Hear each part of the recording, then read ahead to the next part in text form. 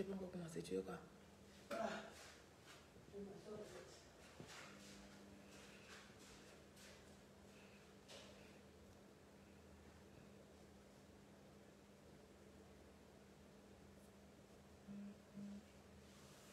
Bonsoir.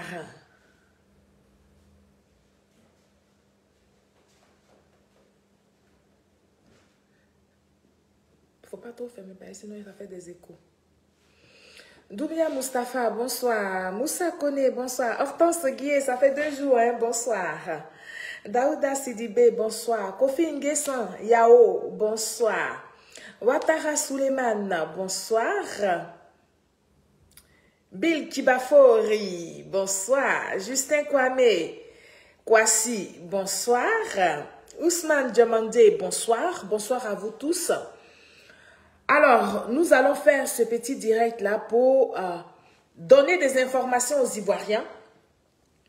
Nous allons aborder, je vais vous présenter, n'est-ce pas, 3 petites vidéos. Et donc, la première vidéo sera donc la vidéo des Ivoiriens, n'est-ce pas, de Tunisie rentrés en Côte d'Ivoire, la 2e vague. Rose Claire, comment tu vas ma chérie? Bamori Kamagaté. Alors, donc la première vidéo, comme je vous disais, je vais vous présenter la vidéo, la 2e vague des Ivoiriens vivant en Tunisie, rentrés en Côte d'Ivoire. Pourquoi je vais vous présenter la vidéo là? Parce que c'est important. Nous sommes en train de voir sur les réseaux sociaux comment on appelle ça? Le discours du président de la Tunisie. On va faire le parallèle et puis on va essayer de poser certaines questions aux autorités tunisiennes pour que nous puissions bien comprendre la situation. C'est de ça qu'il est question. Parce que c'est trop facile de faire perdurer ou de...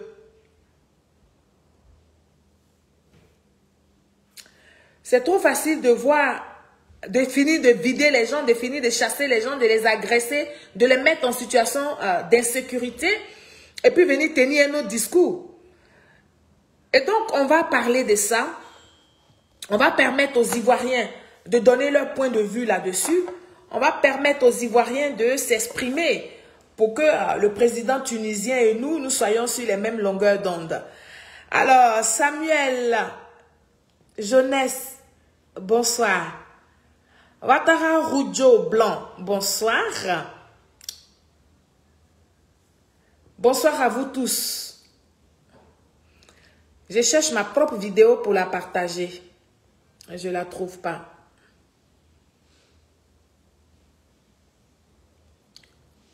Ah, d'accord. Ok, c'est normal. J'avais pas activé la Wi-Fi. Trésor Koudou Bis. Bonsoir. Alimata Zeba, bonsoir. Fatou. Il dit quoi? Que les ennemis de la Côte d'Ivoire tombent. Ben oui. Bonsoir. Mon fils, Issa Kofi, tu es dans la place. Il faut appeler tes frères. Il faut leur dire que la madre est connectée. Ils n'ont qu'à venir. Ils n'ont qu'à venir. On va échanger. Bonsoir à vous tous. Merci beaucoup. Alors, je vous donne la responsabilité de la page de pouvoir la protéger. C'est vous qui allez protéger, n'est-ce pas, ce direct-là. C'est vous qui allez protéger cette émission-là. Je compte sur vous parce que je vous sais très compétent.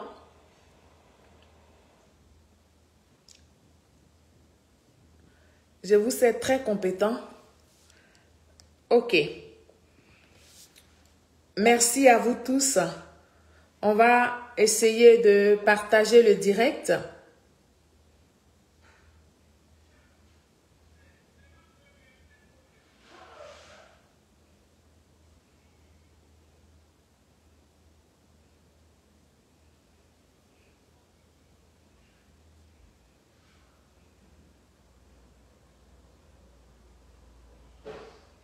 Merci beaucoup.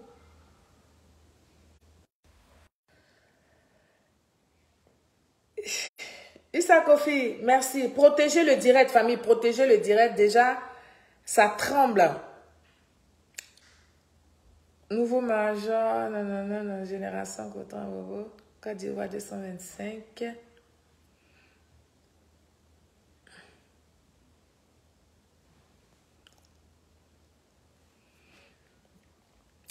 Alors, merci. Fofana, comment tu vas? Ça fait longtemps, hein? Fofana Dawada, bonsoir. Alimata Zeba, bonsoir. Bob, Côte d'Ivoire, bonsoir. Aïe à partager, drone, aïe à partager.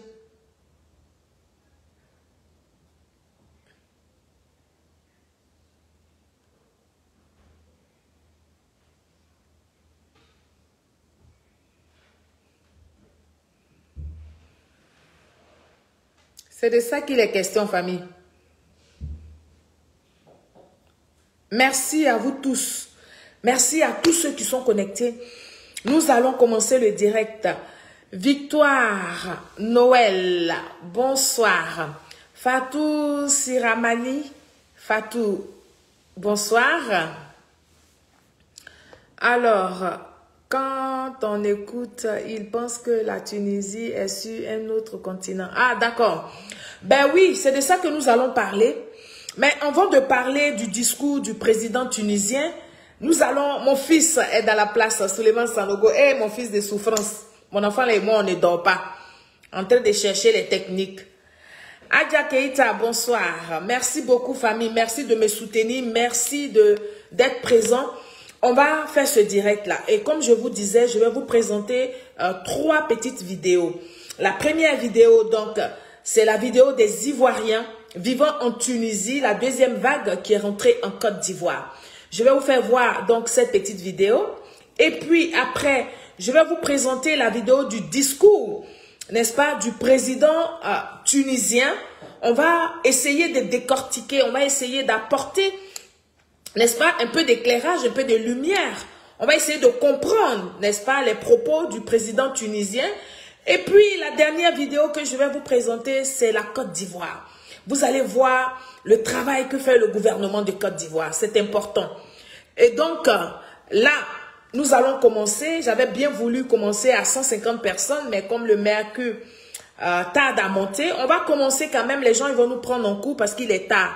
Il est déjà 22 h moins en France. Donc, ça veut dire il est 21 h moins en Côte d'Ivoire.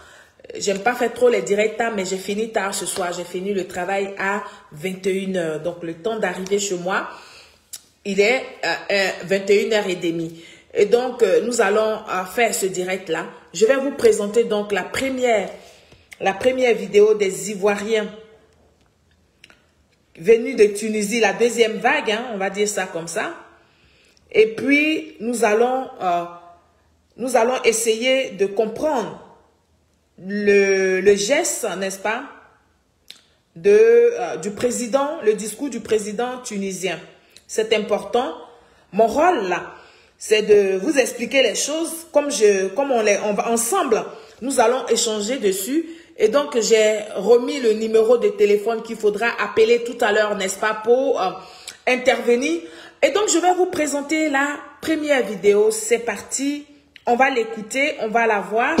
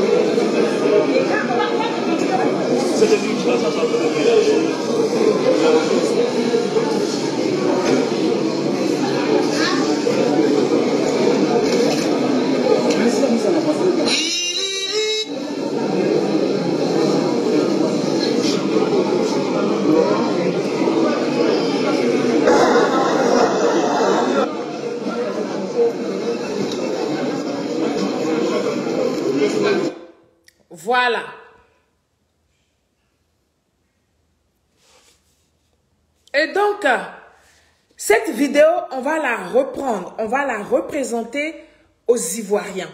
Pourquoi je vous fais voir la vidéo? Je vous fais voir cette vidéo, ça sera la suite logique de mon direct. Nous avons vu la deuxième vague des Ivoiriens qui sont rentrés en Côte d'Ivoire. Si je ne m'abuse, je vais essayer de voir si je peux trouver la toute première vague des Ivoiriens rentrés en Côte d'Ivoire. Et donc, vous savez que les Ivoiriens qui sont rentrés en Côte d'Ivoire pour la première vague, ils étaient au nombre de 145 Ivoiriens. La deuxième vague aussi encore, c'était 145 Ivoiriens. Alors, je vais vous remontrer la vidéo. Il y a personne qui parle, mais je veux que vous voyez ces images-là. Et puis après, nous allons aller sur le discours du président, n'est-ce pas, tunisien. Et puis, on va s'expliquer là-dessus. Et donc, je vais vous refaire vivre ça. Hein, je vais vous faire revivre ça. Et puis, voilà.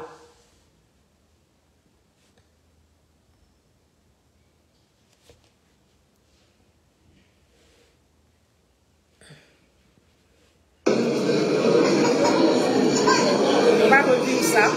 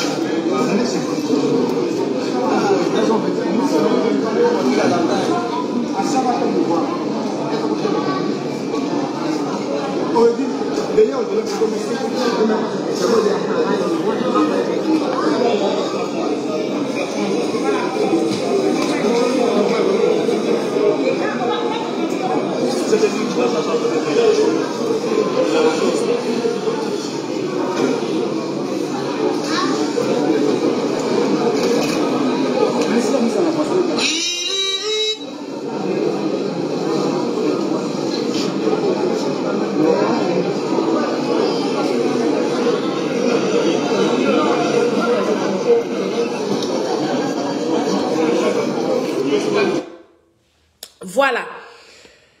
Alors, je vous ai présenté cette vidéo juste pour vous faire comprendre que c'était des Ivoiriens. Ce sont des Ivoiriens qui ont crié à l'aide, qui ont crié au secours au gouvernement de Côte d'Ivoire face à la situation, n'est-ce pas, qu'ils traversaient en Tunisie.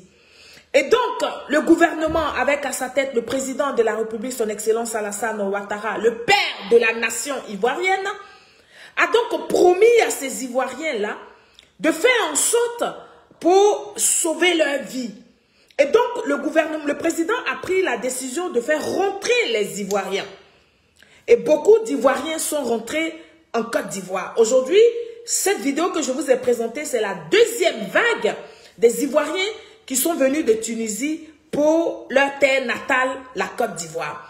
Et donc, quand on fait 145 plus 145, nous sommes autour de 290 personnes qui sont déjà rentrées. Et ça va continuer, ça ne va pas s'arrêter là. Donc, pour cela, je voudrais d'abord dire merci au gouvernement de Côte d'Ivoire. Merci au président de la République, son Excellence Alassane Ouattara. Comme j'ai l'habitude de le dire, il n'était pas obligé. Oui, le gouvernement n'était pas obligé de vous tendre la main. Le gouvernement n'était pas obligé de faire les gestes qu'il a fait. Le gouvernement a fait ça. Le président, son Excellence Alassane Ouattara a fait ça parce que tout simplement, il a l'amour des Ivoiriens. D'accord? Il a l'amour des Ivoiriens parce que j'entends des gens qui disent que le gouvernement traîne à faire venir les gens. Non. Quand tu choisis d'aller immigrer dans un pays, le gouvernement n'est pas responsable de ton immigration. Le gouvernement n'est pas responsable de toi. Non. Parce que tu as choisi. C'est toi qui as fait tes économies. C'est toi qui as mis ton argent de côté. C'est toi qui as mis ton argent de côté. Là, on m'apprend qu'il y aura 5 vagues au total. Donc, 5 vagues de 145 personnes. Faites le calcul, c'est vite arrivé. Et donc, quand je vous montre ça, je profite, je continue de dire que le gouvernement n'était pas obligé du tout. Le président a pris cette décision parce qu'il est humain. Le président a pris cette décision parce qu'il compatit le président a pris cette décision de faire entrer les Ivoiriens parce que le président aime la Côte d'Ivoire avec les Ivoiriens. Oui, c'est de ça qu'il est question. Sinon, quand tu vas en étranger, là, quand tu choisis d'aller immigrer ailleurs, d'aller dans un autre pays, là, ce n'est pas l'État qui est responsable de toi, ce sont tes parents qui sont responsables de toi. En plus, la plupart de ceux qui sont là-bas, là, ceux qui sont allés, vous êtes des majeurs. Et donc, le gouvernement ne pouvait pas être votre responsable. Mais le gouvernement vous a tendu la main. Il faut d'abord, pour cela, dire merci au président de la République. C'est de ça qu'il est question. Parce que Ado, il est le meilleur, il est le seul qui peut réagir comme ça face à une telle situation. D'autres personnes auraient choisi le chemin du désordre, c'est-à-dire d'appeler à l'agression des Tunisiens, n'est-ce pas, en Côte d'Ivoire. C'est pour ça qu'il ne faut pas aller vite en besogne. Parce qu'aujourd'hui, quand on écoute le discours du président tunisien, on comprend aisément que le président, son excellence Alassane Ouattara, a une longueur d'avance sur la réflexion des gens, des uns et des autres. C'est de ça qu'il est question. L'opposition de Côte d'Ivoire voulait profiter de cette situation. Je ne comprends pas, excusez-moi, je vais passer des coqs à l'âne, je ne comprends pas ce qui arrive à ma page. C'est pas possible, je sais pas si c'est Facebook même qui a plombé ma page, mais quel est le problème, mais je ne comprends pas.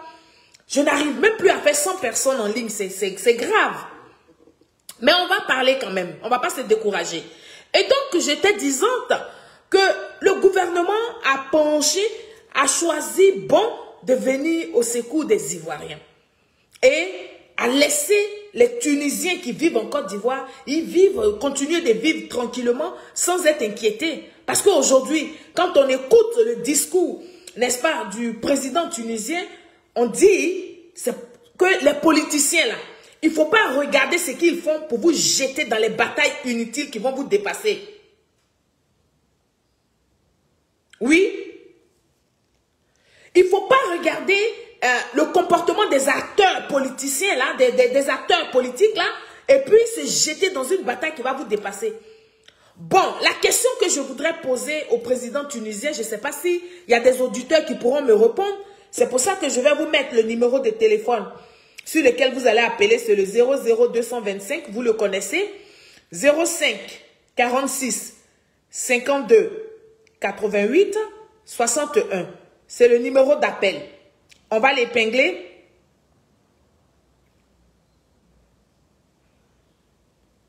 Voilà. Il est épinglé, le numéro est épinglé pour que vous puissiez, n'est-ce pas, réagir. Et donc, la question que moi je voudrais poser au président tunisien, c'est que avec le discours qui tient, le discours que je vais vous présenter d'ailleurs, avec son discours qui vient de tenir là, qu'est-ce qu'on fait? Parce que la Côte d'Ivoire a engagé beaucoup d'argent, la Côte d'Ivoire a déjà fait venir ses ressortissants. Maintenant, toi tu fais un discours pour dire que on a mélangé, c'est-à-dire qu'on a traversé tes propos, alors que ce que vivaient comment on appelle, les Africains en Tunisie, c'était urgent, urgent, urgent. Et donc, nos États ont pris des décisions. Nos États ont investi à faire rentrer nos ressortissants. Bon, maintenant, ton discours que tu tiens là, ça veut dire quoi? C'est un piège pour que les Ivoiriens retournent encore en Tunisie et puis vous allez faire pire. Parce que vous avez pensé que la Côte d'Ivoire n'allait pas réagir pour prendre ses ressortissants.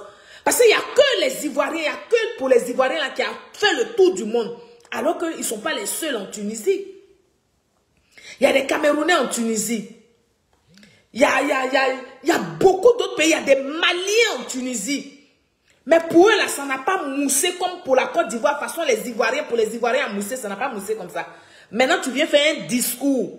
Ou bien c'est la sanction, là, de l'Union africaine, là. C'est ça qui te fait trembler. Ou bien je n'ai pas encore compris. Donc, si vous pouvez m'expliquer la situation. On va revenir sur les propos du président tunisien. On va revenir là-dessus. Et puis, on va s'expliquer. Voilà. Moi, je vais faire ça. Je vais vous le présenter là. Mais cette situation concernant les Africains ne peut pas être interprétée par les langues malveillantes, comme ils l'ont fait ces derniers jours, de racisme. De quoi ils parlent? Ils divaguent. Tout d'abord, j'ai un certain nombre de ma famille qui sont mariés à des Africains. Mes amis à la faculté de droit de Tunis étaient des Africains. Pause. Un voisinage historique. Pause. Monsieur le président de Tunisie. Bon, tu as tes belles-sœurs, tu as tes sœurs qui sont mariées à des Africains, tu as ça. Maintenant, pourquoi c'est maintenant que tu fais ce discours-là? Parce que ça fait quand même des semaines que tu vois tout ce qui se passe sur les réseaux sociaux. C'est la question que moi j'ai envie de poser au président tunisien. Pourquoi tu n'es pas rentré en contact? Je vais le vous voyez. Pourquoi, monsieur le président de la Tunisie, pourquoi vous n'êtes pas rentré en contact avec nos différents présidents pour expliquer la situation comme vous êtes en train de l'expliquer? Parce que nous, la Côte d'Ivoire, on a engagé beaucoup d'argent pour faire rentrer nos ressortissants. Donc ton discours que tu tiens là, ça veut dire quoi? Ça veut dire que les ressortissants là doivent repartir en Tunisie parce que de toute façon, on a beau sensibiliser. Parce que de toute façon, on a beau sensibiliser. On a beau dire aux gens de ne pas prendre la Méditerranée. Mais ils vont prendre la Méditerranée. Donc, pour nous qui réfléchissons, monsieur le président, excusez-moi, mais vos paroles là sont légères. Ce ne sont pas des paroles de vérité. On sent le mensonge, ça pue vraiment le mensonge, ce que vous êtes en train de dire. Parce que des Africains ont pleuré pendant des semaines. On criait, on a fait des émissions, comme vous avez dit si bien, que vous nous suivez sur les réseaux sociaux et tout. Donc vous savez que ce problème-là, il y a longtemps que les Ivoiriens sont en train de pleurer. Il y a longtemps que les Africains qui sont en Tunisie sont en train de pleurer. Pourquoi c'est maintenant que vous faites votre discours? On écoute le président tunisien. On va revenir en arrière, on va l'écouter. On l'écoute. Mais cette situation concernant les Africains ne peut pas être interprétée par les langues malveillantes. C'est pas interprété, c'est ce qu'on a vécu. C'est la vérité. De quoi ils parlent? Ils divaguent. Il dit que personne ne divague. D'abord, j'ai un certain nombre de ma famille qui sont mariés à des Africains. Oh, ben oui, c'est ça. Mes amis... Où sont les preuves, monsieur le président, les preuves? Étaient des Africains. Un voisinage historique. J'ai envie de mettre pause. J'ai envie de mettre pause pour dire à monsieur le président tunisien là que nous, la Côte d'Ivoire, là, on peut pas gober cela. Ça, ce sont les Maliens qui vont accepter ce genre de discours là. Mais nous, en Côte d'Ivoire, on ne peut pas accepter ça. Non, on ne peut pas accepter ça, c'est trop facile. Bon, tes parents, tes soeurs ou bien tes cousines qui sont mariées à des Africains, là, il fallait les mettre ici, et puis on allait les voir, ça allait être la preuve palpable. Eux et leurs maris. Mais tu as venu tenir des discours, ça dit que 20, ça dit que discours sans... Non, c'est pas possible, c'est trop creux. C'est trop facile. Et donc, tous ceux qui sont blessés là, c'est cadeau. Ceux qui ont trouvé la mort dans cette affaire-là, c'est cadeau. Pour que le président tunisien vienne nous tenir un discours pareil. Et nous, en tant que jeunesse, nous devons refuser ce genre de manipulation. Oui, c'est pour ça que je suis là pour vous parler. C'est pour ça que j'ouvre le micro à ce numéro-là pour que vous puissiez appeler. Parce que pour moi, c'est trop flagrant, c'est trop facile de tromper la vigilance des gens. C'est trop flagrant de tromper les Africains. Oui, c'est de ça qu'il est question. On ne peut pas tromper les gens comme ça. Pendant des semaines, des gens ont pleuré. Des gens ont crié au secours, au secours. Aujourd'hui, le président tunisien vient nous tenir un discours rocambolesque, digne d'un film de Dona Benja. On peut se comporter comme ça avec des gens. C'est-à-dire que venez nous faire endormir, alors que nous-mêmes nous savons et nous sommes convaincus que les Africains ne sont pas les bienvenus en Tunisie. C'est trop facile. Peuple de Côte d'Ivoire, le numéro est là, appelez, vous allez vous exprimer, le président tunisien va vous entendre. Il va entendre ce que vous pensez de la situation, parce que son discours là, pour moi c'est une insulte. Son discours là, pour moi c'est une insulte. On va donc l'écouter encore. On va l'écouter. Les cadres et les agents de la Banque africaine de développement en Tunisie, lorsque l'Abad s'est installé en Tunisie pendant un certain nombre de temps, un voisinage extraordinaire. Franchement, ma grande sœur Chanel, il se moque de nous. On va mettre pause. Allô? Bonsoir Solange. Bonsoir ma grande sœur. Oui, ma tension va monter, ce que je viens d'écouter là. Il faut, moi, ma tension est montée au travail là-bas. C'est pour ça que j'ai fini le travail à 21h, mais j'ai dit non, il faut qu'il fasse un direct. C'est pas possible. Ma tension va monter. Comme tu l'as dit la dernière fois que tu as dit, je pense que non seulement on est déjà blessé, mais là, il vient encore ajouter une insulte. Il se moque de nous. Il se moque de nous. Quand ça chauffait que notre président n'avait pas encore réagi là. Il ne savait pas qu'il y avait ses soeurs, bien ses parents qui étaient mariés. Je te jure. Bon, quand il fait son discours là, où sont ses soeurs là qui sont venues témoigner? Il n'y en a pas. La sanction qui est tombée sur lui là, il sait très bien qu'il va manger maintenant les cailloux maintenant en Tunisie là-bas.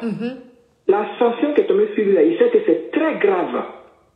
C'est très grave.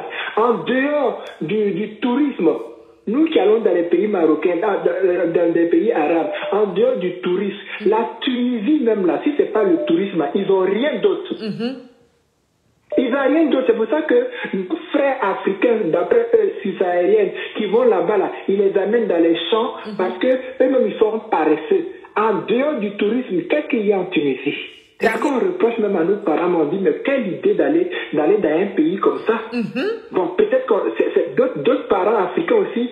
Puis ça, c'est pas de leur faute, c'est d'autres parents aussi africains qui les ont blagués, qui ont pris leur argent pour dire qu'ils vont passer par là pour arriver en Europe. Ok, ça on peut comprendre. On peut être humain puis comprendre ça. Mais monsieur, moi je ne peux pas l'appeler le président. Monsieur, s'il vous plaît, ce que vous dites là, arrêtez de nous prendre pour des imbéciles et des idiots. Ok? Vous, si vous êtes complexé, vous avez la peau blanche que vous prenez pour des Bretons, vous prenez pour des, comment on appelle, pour des Auvergnats, c'est-à-dire, je vais citer ceux qui sont des vrais Français de souche. Parce que les Marseillais, même on dit qu'ils ne sont pas français. Non, les Marseillais ne sont pas français, ils sont italiens.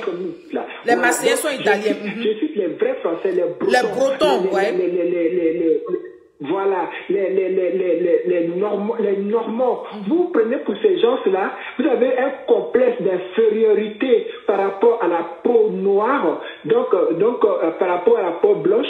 Donc vous croyez peut-être pour des blancs, mais monsieur, vous n'êtes pas un blanc, hein. Vous n'êtes pas un Européen, vous êtes un nègre. Monsieur, là, moi je ne peux pas l'appeler président, monsieur le dictateur, monsieur le raciste, monsieur le criminel. Moi je vous dis que vous êtes un complexé et vous n'êtes rien du tout, vous êtes qu'un noir. Ok? Vous faites pas. Quand vous regardez votre pays là, c'est tout de quelle partie? Du côté Europe ou bien du côté de l'Afrique? Du côté de l'Afrique, bien sûr. Alors, donc qu'est-ce que vous nous sautez comme? Et puis c'est maintenant que... Ah, vous savez parler français? Maintenant, il sait parler français. Vous avez fait votre discours racial là. C'était dans votre langue, non? C'était dans votre langue, non? Aujourd'hui, vous parlez très bien le français, monsieur. Bon, vous avez eu même envie de chasser les gens de chez vous là. Mais vous ne saviez pas que ces personnes-là, les différents Africains là, ils ont des ambassades chez vous? Il ne s'est même pas adressé aux ambassades. Vous n'aurez pas dû parler pour qu'est-ce qui représente une ambassade d'un pays. Vous le saviez parce que vous parlez français. Maintenant, moi, je vais vous parler en français, monsieur. Peut-être un français terre à terre. Parce que si je veux vous parler le français de Molière, vous n'allez pas comprendre. Je vais vous parler un français terre à terre. Vous saviez très bien qu'un ambassadeur qui révise sur un territoire d'un pays représente le pays lui-même. Donc pourquoi vous n'avez pas contacté ces ambassadeurs-là ou directement vos homologues, ces différents homologues qui ont leurs ressortissants chez vous, pour leur expliquer le pourquoi pourquoi que vous ne voulez plus d'eux dans votre pays. Et que vous avez donné l'ordre de les massacrer jusqu'à ce qu'il y ait viol. Et puis vous croyez qu'on va vous pardonner comme ça? On va vous pardonner comme ça? Ah, c'est trop facile. Vous savez, on vous a montré, vous avez honte. On vous a montré qu'on n'est pas sauvage. Aucun Tunisien n'a été touché en Côte d'Ivoire. Tout à fait. Et Dieu seul sait qu'il dormait avec un œil fermé. Aucun Tunisien n'a été touché. C'est ça qui a fait cette force-là. Où vraiment la sanction est tombée il y a quelques jours. La sanction est tombée. Et vous saviez très bien que maintenant, là, vous allez crever. Parce que de toute façon, vous avez mis votre peuple dans la merde. Il y a quelques Tunisiens qui sont sortis. C'est-à-dire ceux qui ont des maisons, qui sont sortis. D'autres jeunes sont sortis. Ils ont pris des petits faux micros qu'on prend pour parler fort dans la rue, là, pour rassurer ces Africains-là. Parce qu'ils savaient très bien que si ces Africains-là partent, ils sont plus locataires de leur petite maison là, ils ont plus de rente d'argent. Chez vous là, les dinars, c'est quoi? Ça représente quoi? Ça représente rien du tout. Même notre CFA est plus lourd que votre argent, messieurs. Notre CFA est plus lourd que votre argent. On sait que dans tous les pays, le racisme existe dans l'être humain. Donc chaque être humain peut être raciste. C'est quelque chose qui t'amène à être raciste. Donc on peut en arriver à être raciste. Mais pour vous là, les blancs disent qu'ils n'ont jamais vu ça. Ouais. Et ils vous l'ont dit. Comment ils vont vous sanctionner? Le monde entier vous l'ont dit. C'est pour ça que vous êtes sortis aujourd'hui, que vous nous apprenez que vous parlez le français. Mais depuis quand vous parlez le français, parlez arabe. Ouais. Parlez arabe comme vous l'avez fait la dernière fois. Parlez dans votre langue qu'on ne comprend pas. Il faut continuer à parler dans votre langue qu'on ne comprend pas. Je vais laisser. Pardonnez, s'il vous plaît, appeler. Quand la dame, là, elle finit de travailler, et puis, peut-être elle ne s'occupe même pas de ses enfants, et puis elle fait des directs concernant notre pays, concernant nos frères qui ont été maltraités, qui sont rentrés. Du passage, je vais remercier encore. Je ne cesserai de remercier Monsieur le Président Alassane Ouattara et tout son gouvernement. Donc, appelez après moi, il n'y a pas que moi qui dois appeler, mais moi je vais dire à ce monsieur-là qu'il ne va pas nous rouler dans la farine comme quelqu'un qu'on connaît. Je te dis, hein, comme un nom qu'on ne va pas dire. Il ne va pas nous... Voilà, comme quelqu'un qu'on connaît, il ne va pas nous rouler dans la farine. Cette fois-ci-là, on est hier, nos yeux sont ouverts. Peut-être comme on dit ivoirien, effectivement le rien là. Vous avez cru que l'ivoirien ne voit rien. Ok, on va accepter ça. Mais l'ivoirien du 21e siècle et 22e, j'ai envie de dire mais du 22e. Monsieur, s'il vous plaît, on voit bien clair maintenant. On ne peut plus se laisser faire comme ça. C'est-à-dire que nos chefs d'État là, ils ont vu qu'on pouvait faire autrement. C'est pour ça qu'ils ont nous ont calmés, ils ont pris le devant des choses. Ils ont vu les vidéos qui sont multipliées. Ils ont vu que nous, là, on pouvait les désobéir. Mais comme ce n'est pas de notre culture, et que vous, de votre culture, quand vous dites quelque chose, et puis il a menacé ses concitoyens. C'est-à-dire que les gens, ils n'avaient pas le choix. Il a dit que tous les propriétaires qui louaient les maisons aux nègres, aux Africains, soit ils prenaient, s'ils ne les chassaient pas, ils prenaient entre 3 mois et 6 ans de prison. Mais quand c'est comme ça, là, Solange, toi, mets-toi à la place de ces propriétaires-là. Mets-toi à la place. C'est-à-dire que s'ils les prenaient eux-mêmes, là, qui sont tunisiens, là, ils allaient plus les maltraiter encore. Peut-être qu'ils étaient capables de leur arracher leurs biens. On a vu les vidéos même des propriétaires qui étaient désolés. Qui étaient peinés. Mais comme ils connaissent leur dictateur, ils n'avaient pas le choix. Ils n'avaient pas le choix. Sinon, qui leur apportait de l'argent? Mais c'était ce que tu vous appelez les Suériens, là. Les Africains, là, c'est eux qui payent le loyer. Vous savez très bien que même vos propres frères chez vous-même ne payent même pas leurs propres frères qui leur louent leur maison. Que ceux qui payent vraiment, qui sont honnêtes, qui payent les loyers, c'est ceux qui savent d'où ils sortent, d'où ils sont venus, quand ils ont traversé pour en arriver là. Donc ils n'ont pas envie de dormir dans le froid ni dans le soleil quand il fait chaud après. Ouais. Donc, ils payent le loyer, même quitte à manger que des patates, même des olives. C'est eux qui vont dans vos champs, couper vos olives, se faire blesser, se faire mordre par des serpents. Et aujourd'hui, vous venez nous parler quoi? Vous voulez gratiner la langue de Molière. Devez vous fermer là à jamais. Merci, c'est ce que j'avais à dire, je te rappelle tout à l'heure. Merci ma grande soeur, merci beaucoup. Je vais rappeler celui qui était en attente. Je vais le rappeler. Allez, on va le rappeler. Il a tellement appelé, il a appelé 16 fois. On va le rappeler ici. On espère qu'il va décrocher.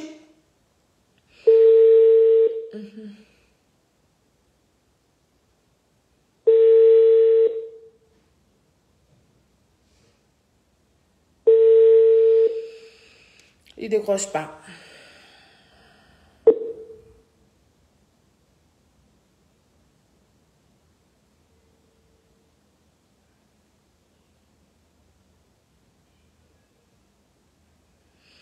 Alors, il ne décroche pas. C'est quand quelqu'un va appeler net, qui va appeler encore plusieurs fois. Je ne sais pas comment les gens font, mais...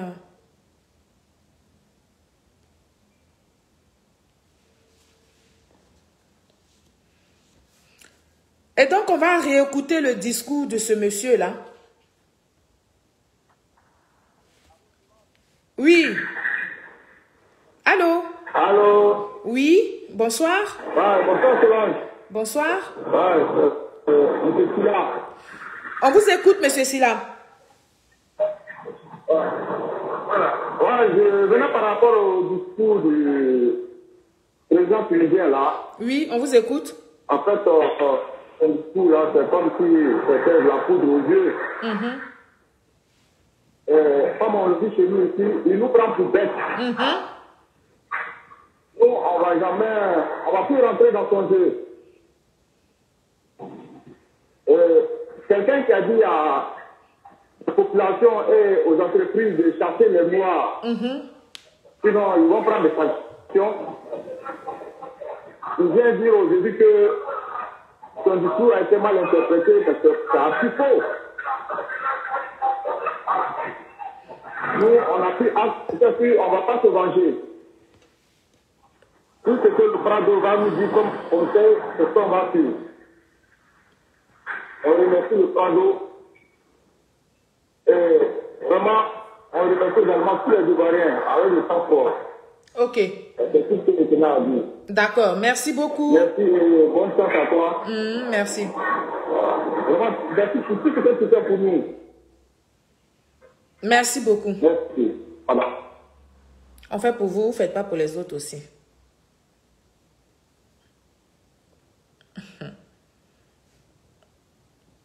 Alors, on va appeler le second. Parce que j'aime pas...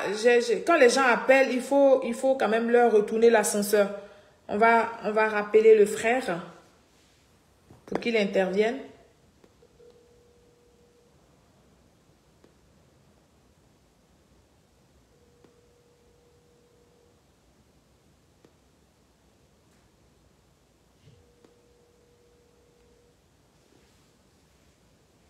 Ok. On va appeler celui-là qui est en train d'appeler.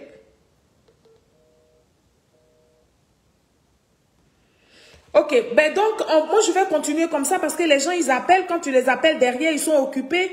Je ne comprends pas comment ça fonctionne. On va écouter le président tunisien. On va continuer de l'écouter. Et puis après, je vais vous présenter la dernière vidéo. Voilà. On va l'écouter ici. Interpréter des propos pour nuire à la Tunisie, pour nuire avec un certain nombre d'États africains.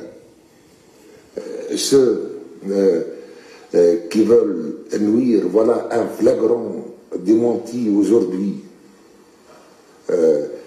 à l'occasion de votre escale pour leur dire, mesdames et messieurs, vous vous trompez d'adresse et de personne. C'est faux, personne ne se trompe d'adresse. Monsieur, c'est ce que vous avez dit là, c'est dessus qu'on est. Mais on peut faire ça. Cette situation concernant les Africains ne peut pas être interprétée par les langues malveillantes Famille, sécurisez le direct. ces derniers jours de racisme. De quoi ils parlent? Ils divaguent. Personne ne divague. Tout d'abord, j'ai un certain nombre de ma famille qui sont mariés à des Africains. Mes amis à la faculté de droit on peut mentir comme ça. étaient des Africains. Un voisinage.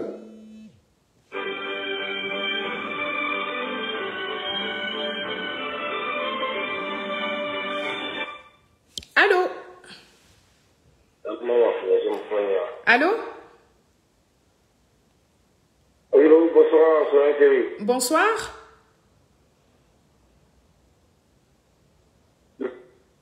Il voulait intervenir dans l'émission.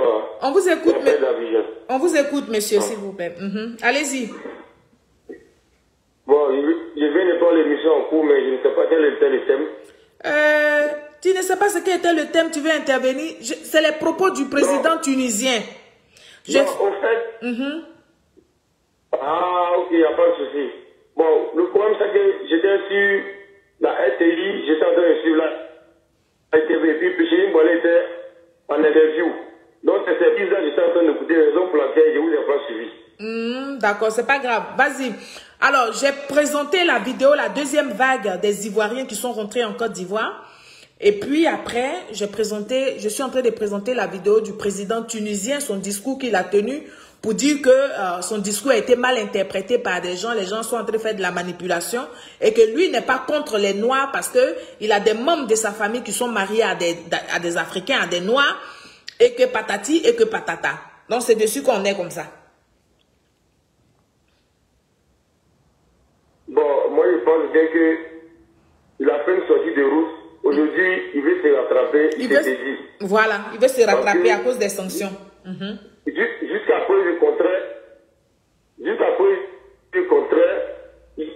n'a pas encore, il n'a pas encore vu l'énormité et la dangerosité de son discours. Et il ne peut pas, de façon officielle, s'excuser publiquement. Donc, il fait des jeux de mots. Il fait des jeux de mots tout en faisant croire aux gens que ce qu'il voulait dire, c'est pas ce qu'il a dit, c'est pas dans le sens des gens compris. Tout le monde a le sens de la réflexion. Tout le monde sait les propos que ça a tenu et l'impact que ça a causé. Aujourd'hui, à cause de la sanction de la Banque mondiale, parce que hier, vous avez suivi TV5 Monde. Parce que hier, l'ancien président tunisien a fait une sortie. Oui. Il a dit que c'est parce que il n'arrive plus à tenir le cap concernant l'économie tunisienne et aujourd'hui la politique tunisienne est mise en mal parce qu'il n'y a pas de légalité et de démocratie aujourd'hui en Tunisie. Qu'il a cherché un bouc émissaire. Et le bouc émissaire, c'était qui? C'était les subsahariens. Donc c'est sur eux. Pour qu'une fois la population tunisienne jette le reflet de leurs problèmes, si c'est sûr, c'est rien là, raison pour laquelle il a fait cette sortie. Mais hier même, sur les réseaux sociaux, il a suivi une émission aussi, une chaîne tunisienne, où il avait invité un de nos ressortissants ivoiriens qui était en train de parler sur la chaîne tunisienne. Les Tunisiens même qui ne sont pas contre, qui sont contre les prises de parole de notre président ont dénoncé et ils ont dit qu'ils vont soutenir les Africains subsahariens en Tunisie, qu'eux n'ont rien à voir avec l'agissement de leur président. Notre ressortissant même était sur le plateau hier, j'ai suivi ça sur une chaîne de télévision tunisienne. Mais donc, quand il dit ça, là, quand il dit ça, est-ce que c'est pas des médecins après la mort? Est-ce que c'est pas des pompiers pyromanes? Parce que nous, on a quand même engagé des frères pour faire rentrer des Ivoiriens qui étaient en danger. Donc c'est trop facile. C'est au moment où ça se passait là que ces Tunisiens-là devaient sortir dans les rues pour parler. C'est pas maintenant.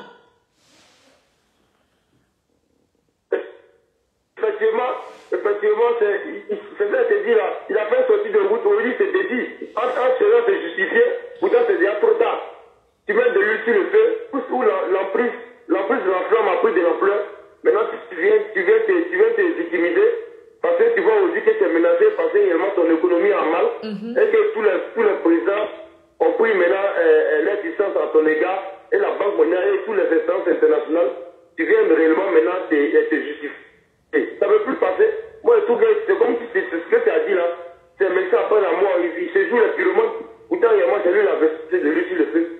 Nous n'allons pas avaler ça là. Si réellement, il trouve qu'il est africain et qu'il fait la fin sortie de route, il ne met rien, tu ne pas véritablement donner des excuses, mais ce n'est pas public, mais appeler les chefs d'État par les canaux diplomatiques pour s'excuser et véritablement amener à rétablir les choses dans leur contexte. C'est ce qu'il s'agit, parce qu'il faut se dire si histoire publiquement, ça serait une rôle pour lui et pour ceux qui est engagé contrairement à la politique en Tunisie. Donc il ne pourra pas faire une sortie publique pour demander des excuses. Mais il y a des canaux de diplomatie auxquels il peut véritablement se passer de ça pour parler aux différents chefs d'État ou bien aux porte-parole des commissions en présence pour véritablement leur donner la bonne formule et que comment est-ce que il voudrait se conduire. Parce que mine de rien, sa sortie l'a fait qu'aujourd'hui là, la rupture de la Banque mondiale des instances internationales en son encontre là peut nécessiter aussi l'intervention des chefs d'État pour qu'on rétablisse ça dans son contexte pour qu'il puisse avoir ses avoirs. C'est ce que lui ne sait pas. Lui ne sait pas qu'il y a des chefs d'État qui peuvent réellement parler à cette Banque mondiale là pour rétablir à ce que cette négociation des dettes ou bien de liquidités en rencontre de son pays puisse avoir effet. Il y a des chefs d'État qui peuvent le faire. Mais si réellement n'arrive pas véritablement à leur parler franchement, il faut rester dans la position de la Banque mondiale. Et ça sera de bonne guerre pour la Banque mondiale et réellement pour la frustration pour ces pays-là. Il n'est pas digne d'être président tunisien. Moi, c'est la conclusion que je veux pointer. D'accord. Merci beaucoup. Okay. Merci. Alors, je vais vous faire écouter et puis voir la vidéo pour la dernière fois les propos du président tunisien. Et puis, nous allons conclure ça pour fermer ce petit chapitre. Et puis, on va aller maintenant dans la Côte d'Ivoire profonde. Parce que c'est de ça aussi qu'il est question. On ne va pas se laisser distraire. J'ai fait cette parenthèse, j'ai ouvert cette parenthèse pour que les Africains comprennent. Pour que surtout les Ivoiriens même comprennent que tous les politiciens là, ils sont tous pareils. C'est ce qu'on appelle la politique. Donc, ne vous jetez pas dans la danse. Ne pensez pas que vos vies là, ne mettez pas toujours vos vies en danger forcément. Allô? Oui, je vais répondre peut-être c'est un Tunisien qui est C'est un Tunisien, il est en train d'écrire fort, il dit nous on leur fait la morale. Il faut lui parler, ma grande soeur. D'accord, j'ai vu ce qu'il a écrit. Il dit, ah bon, c'est vous qui nous faites la morale. Mais monsieur, vous savez, c'est pas de votre faute, en fait. C'est pas de votre faute. Parce que si cette terre-là, si cette planète-là, il n'y a pas plus complexé que vous. Vous comprenez? Il n'y a pas plus complexé que vous. Vous voulez que je vous dise quoi vous êtes complexé? Tellement que vous êtes complexé, vous ne voulez même pas voir une personne étrangère tomber amoureux ou tomber amoureuse de un de vos compatriotes, surtout quand c'est une femme. Donc c'est vous qui êtes complexé, c'est-à-dire la plaie elle à l'intérieur de votre cerveau et ça descend jusqu'à la plante de vos pieds. Qui cherche trouve donc là, je vous ne savent pas comment les Ivoiriens parlent mal.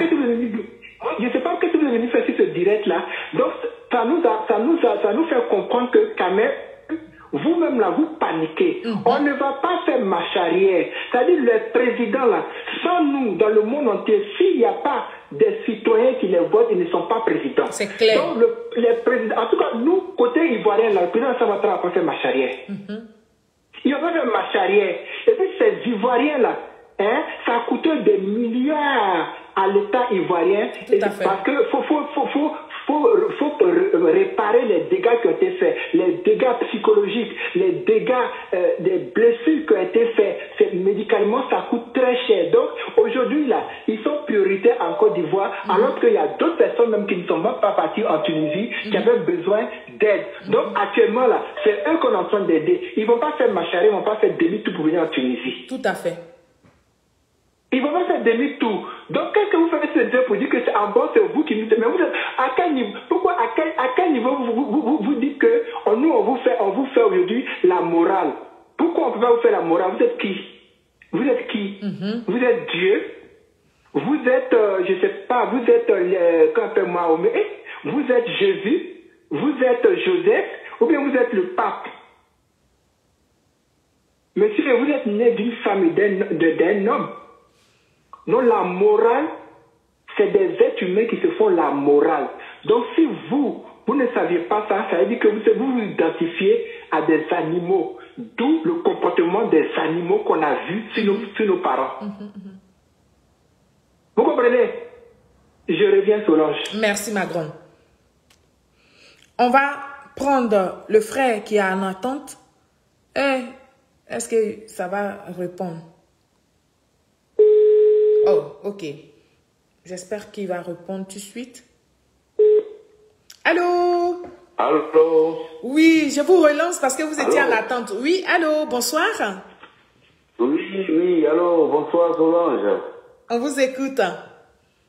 Oui, moi mon intervention, c'est les Arabes, tout Arabes mélangés. C'est des gros menteurs. D'ailleurs, quand un Arabe commence à parler, puis il te dit Wallah Azim. Quand il commence à dire Wallah Azim, il faut qu'il te dévoile lui. Ce vieux. Faut pas insulter, faut pas dire des gros mots, faut pas, ils vont bloquer ma page, pardon. Oui, non, je dis ce Tunisien qui veut lui parler à moi, je n'ai pas affaire à lui. Mais seulement j'ai appelé à ta transmission ce soir pour m'adresser au président Alassane Draman Ouattara. D'accord. En tout cas, je lui dis merci. Ça fait déjà la 3e fois, il nous a vraiment démontré qu'il n'est pas venu être président de la Côte d'Ivoire pour se venger, comme l'a dit Mamadou Koulibaly. Mamadou Koulibaly disait qu'il était venu pour se venger contre les Ivoiriens. Un homme qui vient se venger là, il ne va pas aller sauver les gens aux choses qu'on appelle en Libye, de 1, en Ukraine, de 2, aujourd'hui en Tunisie. Vraiment, en tout cas, merci. Mon père est le meilleur. Et à tout son gouvernement. C'est tout ce que je voulais dire. Merci beaucoup, frère. Merci. Voilà. On va écouter toute la vidéo pour la dernière fois et puis on va passer à notre prochaine vidéo. Mais cette situation concernant les Africains ne peut pas être interprétée par les langues malveillantes. On peut mentir comme ça. Fait ces derniers jours. On peut faire ça. De racisme. De quoi il parle? Il divague. Tout d'abord, j'ai un certain nombre de ma famille qui sont mariés à des Africains. Eh bien oui, c'est ça.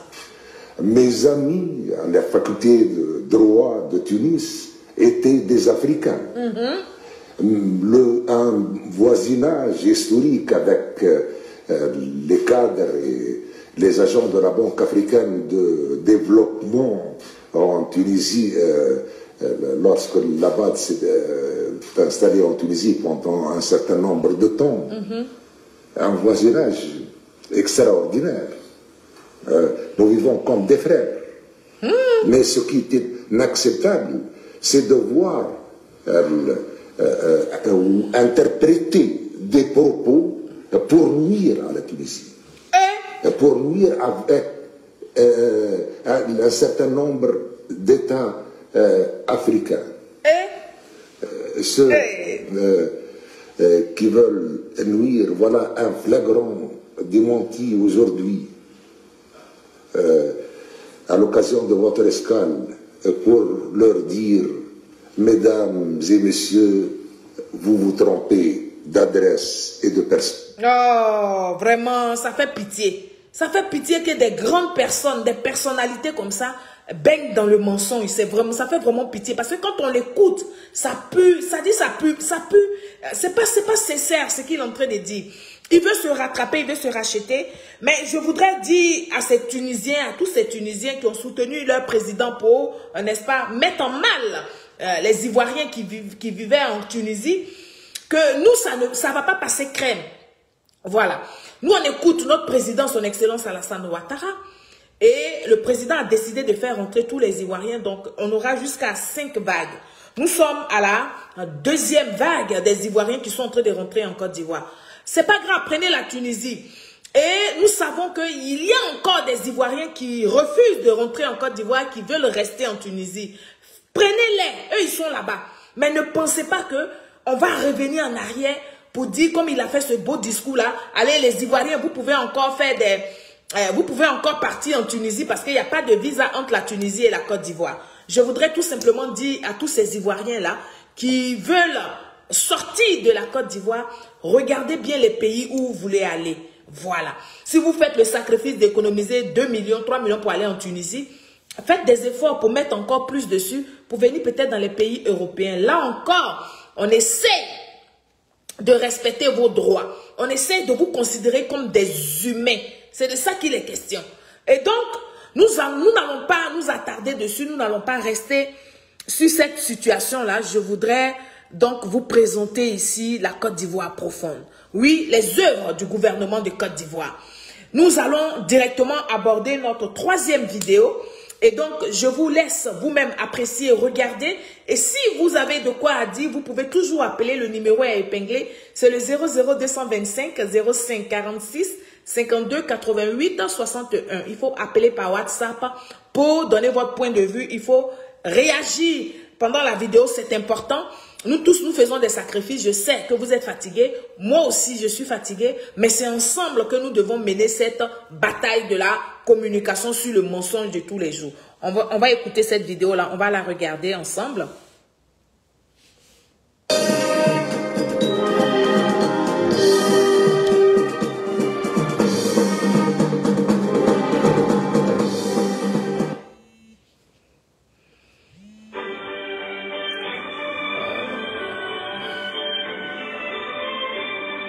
Allô?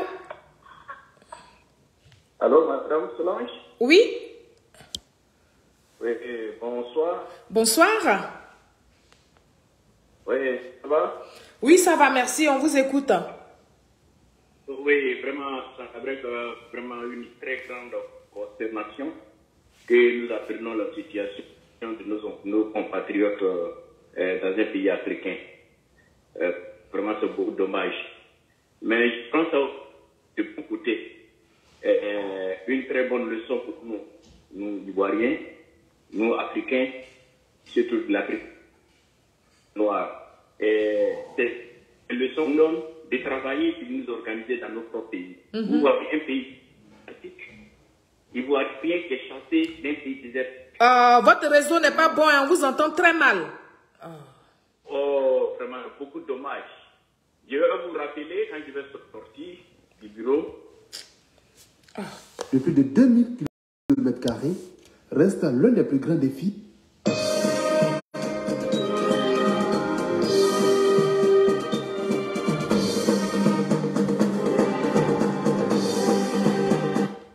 Abidjan, ville cosmopolite de plus de 6 millions d'habitants.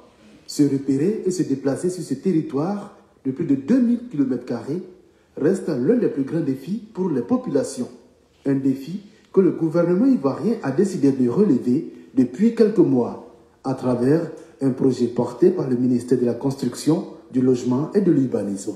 Le projet d'adressage de tous les districts d'Abidjan, PADA. Déploiement maintenant. Équipe appelle, vous avez la rue. Il passe juste là. Nous sommes à la cité Oribat d'Omelo, à Abata, dans la banlieue d'Abidjan. Avant de se déployer dans ce sous-quartier, l'équipe d'enquêteurs du PADA a une petite séance de briefing avec le chef de mission de l'assistance technique du projet. L'idée d'un adressage, justement, c'est pour éviter les imprécisions quand on essaie de se localiser. Bon, on a des systèmes de localisation GPS, mais les gens ne l'utilisent pas forcément. Donc l'adressage permet de baliser un petit peu tout le réseau de voies de la ville pour définir exactement où se situe une occupation. L'enquête est la première phase du processus d'adressage. Elle consiste surtout à sensibiliser sur le bien fondé de l'opération. C'est à quoi ça consiste à doter votre maison d'une adresse fixe. Pause. Alors, cette vidéo que je suis en train de vous montrer, ce sont les projets du gouvernement de Côte d'Ivoire qui ont commencé à voir le jour en Côte d'Ivoire. C'est-à-dire chez nous en Côte d'Ivoire, bientôt toutes nos rues seront, nos maisons seront adressées, les rues seront nommées. Et on pourra vraiment dire que j'habite à la rue Solange, au numéro 20. Et ça, ce sont des choses à saluer. Pendant que nous, le gouvernement de Côte d'Ivoire, le président son excellence Alassane Ouattara se bat pour nous faire voir cette émergence-là à l'horizon 2030, il y en a qui veulent nous tirer en arrière. Ces Ivoiriens-là qui vont immigrer dans les pays Maghreb, là, ils veulent nous tirer en arrière. Ils veulent que... c'est-à-dire que le plan du gouvernement traîne les pas, alors que nous n'avons pas le temps, parce que nous avons déjà pris du retard sur le développement. C'est de ça qu'il est question.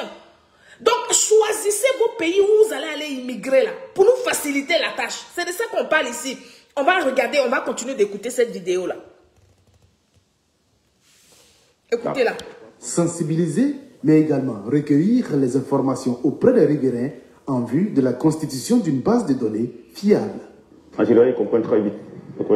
Et bon, il arrive des fois que bon, certaines personnes nous confondent avec des agents du cadastre. Donc, souvent, ils sont craintifs, mais après 2-3 communications, bon, ça passe.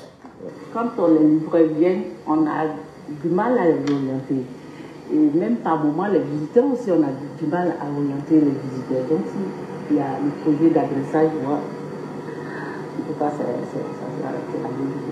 La mission des enquêteurs s'achève par une photographie du bâtiment et la compilation des informations recueillies transmises à la base via cette tablette. C'est là-bas que ça va générer un point, un numéro, le numéro adresse. Donc après, juste après nous passons, une équipe de prochains va arriver pour matérialiser le numéro sur la maison. C'est ça la Côte d'Ivoire émergente. C'est ici, la centrale d'adressage logée au sein du Bénet. C'est le cerveau de toute cette opération d'adressage. Nous avons 2 équipes de terrain. Donc, il y a ceux qui sont en avant, les enquêteurs, qui relèvent les entrées des unités d'occupation, donc des constructions, qui nous parviennent en temps réel avec les photos. Et c'est ici que tout le traitement du contrôle de ces unités d'occupation est fait. Et ensuite, ce qui aboutit au calcul d'un numéro d'adresse de l'unité d'occupation qui, une fois calculé et validé, est automatiquement rendu disponible sur les équipements des pocheurs. Nous retrouvons les équipes de pochage aux 2 plateaux. Herman Digbeu coordonne l'une de ces équipes. Lui également procède par sensibilisation. On a déjà parlé avec papa, on lui a expliqué pour lui dire qu'on va mettre un numéro ici, c'est une adresse de localisation. Ils sont au total 250 agents, enquêteurs comme pocheurs à être employés sur le projet d'adressage. Cette maison portera le numéro 200. Le voisin immédiat, lui, portera le numéro 180. La Côte d'Ivoire a opté pour le système métrique, c'est-à-dire le système qui est beaucoup plus adapté à notre tissu urbain, qui est un tissu en perpétuelle mutation, où nous continuons de construire de nouvelles maisons. Dans le système métrique, il s'agit de prendre la distance depuis l'origine de la voie, et cette distance-là, si par exemple là nous sommes à 180 mètres, ça veut dire que nous sommes à 180 mètres de l'origine de la voie. Quand je me mets comme ça veut dire que l'origine de la voie est derrière moi. Toutes les maisons situées sur le côté gauche auront des numéros impairs et les maisons...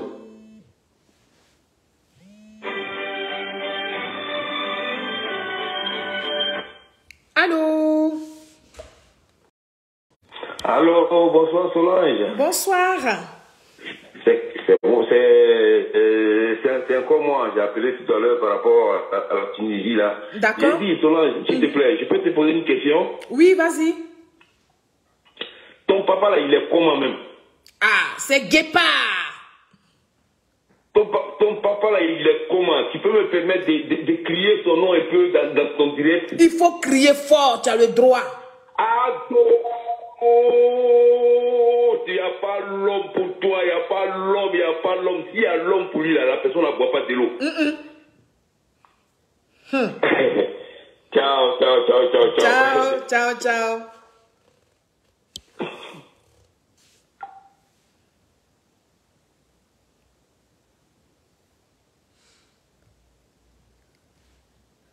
Et le son est parti où encore? L'unité d'occupation est fait. Et ensuite, ce qui aboutit au calcul des numéros d'adresse de l'unité d'occupation qui, une fois... Ah, dame. Allô? Allô, Madame Solange. Oui. Vous m'entendez maintenant? Oui, je vous entends. Ok, bonsoir, bonsoir tout le monde. Je disais que ça avait vraiment consternation que j'ai vu la situation de mes patriotes ivoiriens dans un pays maghrébien, à Tunisie. Oui. Et vraiment, c'est vraiment déplorable. Et je remercie le président de la République, son Excellence Ado, pour avoir, comment dirais-je, mis à la disposition de ces familles attristées et vraiment en détresse en Tunisie. Vraiment, nous le remercions beaucoup et que Dieu lui donne une longue vie et la paix dans sa famille. Vraiment, qu'il reste vraiment longtemps à côté de la Côte d'Ivoire. Même si dans les années à venir, il n'est pas au pouvoir, il reste toujours en train de nous assister. Vraiment, c'est ce que je voulais dire. Mais pour dire aussi un mot à nous, les Ivoiriens. Moi, je suis aux États-Unis. C'est pour dire que tout ça là, c'est bon. C'est des leçons que nous recevons. C'est pour nous dire que si la Tunisie est en train de chasser des Ivoiriens, un pays désertique, cela veut dire que chez nous, on doit encore travailler. Tout à fait. Et le président a emboîté le pas. Venez, ceux qui sont en train d'être rapatriés, venez travailler auprès du président. C'est ce qu'on va organiser notre pays. Ces Tunisiens-là, ils vont venir. Ils sont déjà même en Côte d'Ivoire. Voilà. Ils sont déjà en Côte d'Ivoire. Mais nous allons faire plus. Organisons-nous. Il n'y a rien que nous devons envier à ces pays occidentaux. Seulement, c'est l'organisation qui nous manque dans nos pays. La Côte d'Ivoire, il n'y a rien qui nous manque. Il s'agit de s'organiser, c'est tout. De structurer les assurances maladie, les taxes qu'on doit payer, s'organiser et puis arranger le social des individus. C'est tout. C'est ce qu'on doit faire et se comprendre. Et ne pas aller dans la paix et dans le respect et dans la justice. D'accord. Merci. Je t'explique là ici. Merci beaucoup. Oui. Rendu disponible sur les équipements des pocheurs. Nous retrouvons les équipes de pochage aux deux plateaux. Herman Digbeu coordonne l'une de ces équipes. Lui également procède par sensibilisation. On est bien par là. Et voilà.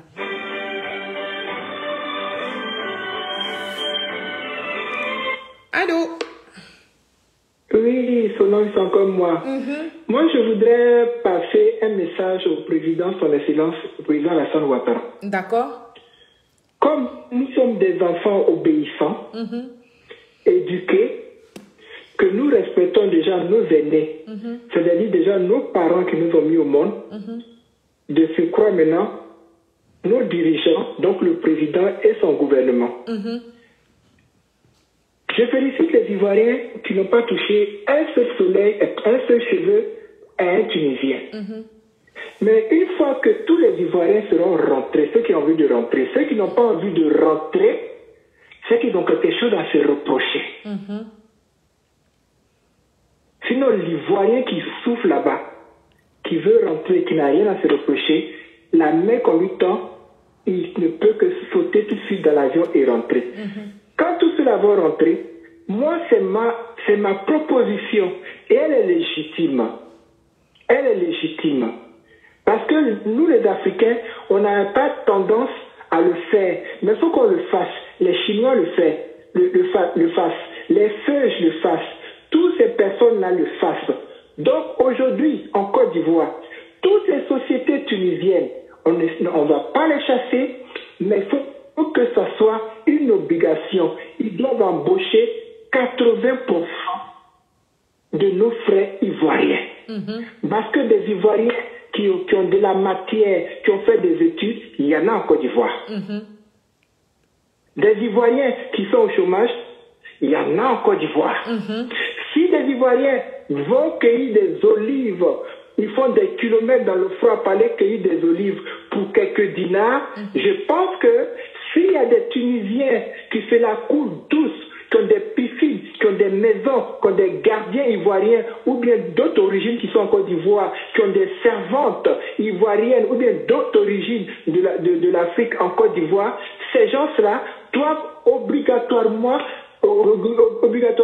embaucher des Ivoiriens. C'est un ordre que moi je donne, mais je ne suis pas président, je ne suis pas député, je ne suis pas premier ministre, mais c'est quelque chose que j'écris parce que je sais que nos gouvernants nous écoutent. Et ça doit se faire. Pourquoi le Chinois, quand il est partout, même en France ici, dans les magasins, les personnes qui l'embauchent, à part ceux qui soulèvent les cartons qu'on voit au sous-sol, c'est des Noirs. Mais la plupart des personnes qui sont embauchées, c'est la famille. Tout à fait.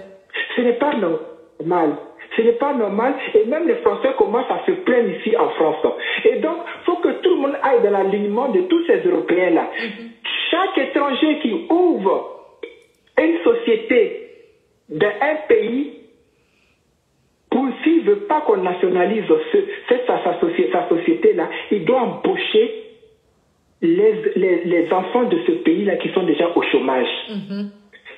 Et c'est comme ça que beaucoup de nos enfants qui sont encore chez nos parents, parce que s'ils ne savent pas, on a des parents qui ont 35 ans, voire même 40 ans, qui sont dans la cour familiale. C'est pas parce qu'ils n'ont pas envie de travailler, hein. C'est parce qu'ils ne trouvent pas du travail. Donc s'il y a une société, pour l'instant c'est les Tunisiens qui nous ont fait mal.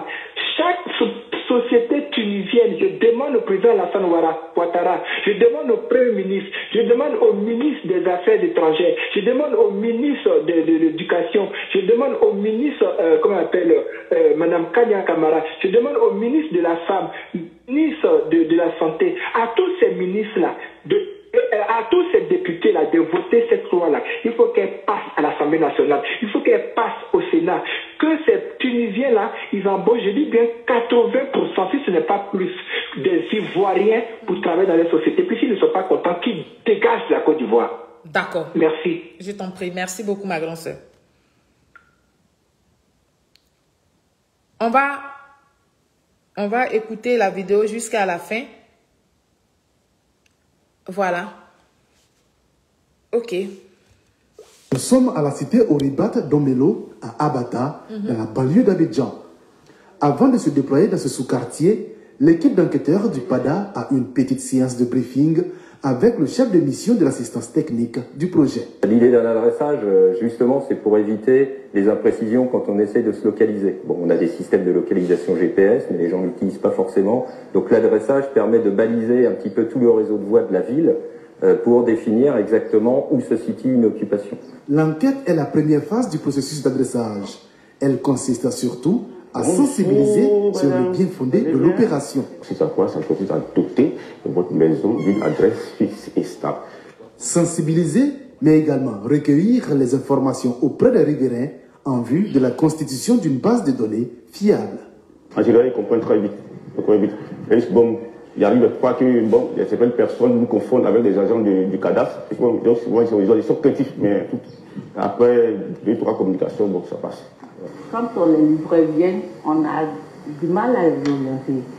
Et même par moment, les visiteurs aussi, on a du mal à orienter les visiteurs. Donc, s'il y a le projet d'adressage, en tout cas, c'est la logique. La mission des enquêteurs s'achève par une photographie du bâtiment et la compilation des informations recueillies transmises à la base via cette tablette. C'est Abdo qui fait le son. Un numéro adresse. Donc, les plaisantins politiciens. Une équipe de prochains va arriver pour matérialiser le numéro sur la maison. La base en question, c'est ici, la centrale d'adressage logée au sein du Bénet. C'est le cerveau de toute cette opération d'adressage. Nous avons 2 équipes de terrain. Donc il y a ceux qui sont en avant les enquêteurs qui relèvent les entrées des unités d'occupation, donc des constructions, qui nous parviennent en temps réel avec les photos. Et c'est ici que tout le traitement du contrôle de ces unités d'occupation est fait. Mon fils Issa, c'est le prêtre qui fait le son. Aboutit au calcul des numéros d'adresse de l'unité d'occupation qui, une fois calculé et validé, est automatiquement rendu disponible sur les équipements des pocheurs. Nous retrouvons les équipes de pochage aux 2 plateaux. Herman Dibeu coordonne l'une de ces équipes. Lui également procède par sensibilisation.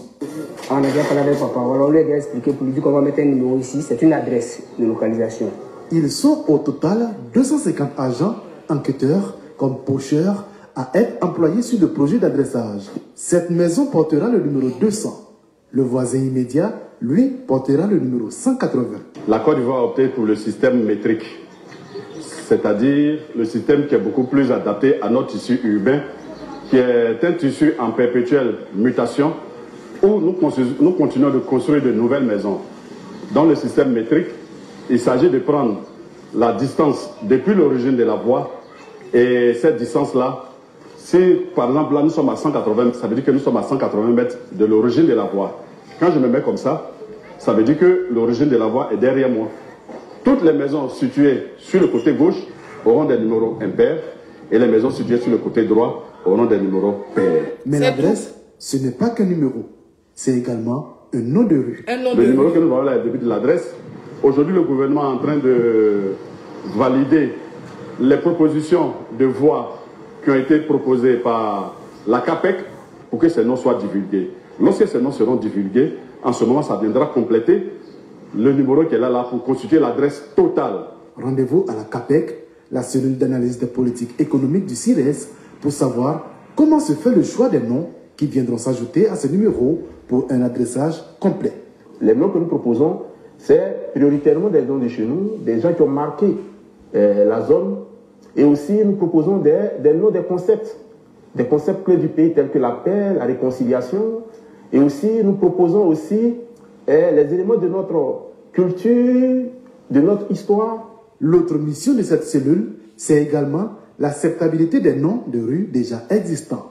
Comme quoi, certaines rues pourraient se retrouver débaptisées au terme de ce processus. Le processus d'adressage qui a été lancé en décembre 2021 avait pour principale mission de moderniser la ville, faciliter le quotidien des populations et des entreprises. Globalement, ce projet, il est appelé à être achevé avant la fin de l'année 2025.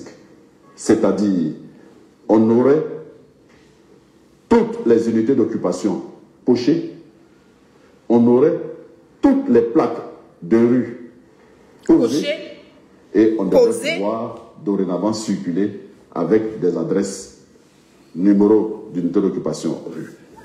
D'un coût de 15 millions de dollars, soit environ 10 milliards de francs CFA, c'est le Prado qui fait le son. Le PADA est financé par la Banque mondiale dans le cadre du projet d'amélioration de la compétitivité du Grand Abidjan, PACOGA. Le projet devrait s'étendre juste après sur 50 villes de l'intérieur, Boaké, San Pedro, Yamoussoukro, Daloa et Korogo. Alors, pendant que des pays comme la Tunisie sont sanctionnés, nous, Banque mondiale même, nous donne l'argent encore. C'est ça la différence. Donc, vous allez passer par toutes les stratégies pour vouloir déstabiliser la Côte d'Ivoire. Parce que oui, ces histoires de chasser les Ivoiriens en Tunisie, mettre la pression, puis les déloger là, et puis mentir pour dire que ce sont les Africains là. Parce qu'aucun autre pays n'a fait partie de ces ressortissants. Hein. Tout ça là, c'est la Côte d'Ivoire qui est guettée. Tout ça là, c'est la Côte d'Ivoire qui est dans leur viseur. Parce que pour eux, 2025, c'est trop long. Ils ne veulent pas aller aux élections. Donc, ils vont chercher les ramifications. Ça veut dire qu'ils vont chercher des gens à gauche, à droite. Ils changent à chaque fois des stratégies. Mais l'objectif est le même. L'objectif, c'est d'enlever le président son excellence à Alassane Ouattara. C'est de faire tomber le RHDP du pouvoir. Donc, peuple de Côte d'Ivoire, restons sereins, restons concentrés. Oui, demain, ce n'est pas samedi. Demain, c'est vendredi. C'est un jour de travail. Je vais, sur ces mots, vous laisser pour vous souhaiter une très bonne soirée. Mais vous devez savoir que nous avons le meilleur des présidents. Vive son excellence Alassane Ouattara et vive la Côte d'Ivoire et le peuple ivoirien. Merci et à très bientôt pour une nouvelle émission. Au revoir.